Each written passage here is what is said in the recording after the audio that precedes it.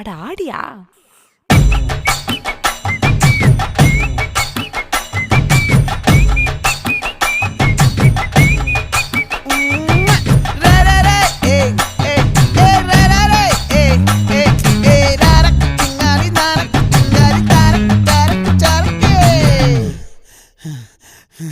விளைஞ்சிருக்கும் என் வெத்தலை கொடி, அட வளைஞ்சிருக்கும் ஒரு சன்னல் வெடி.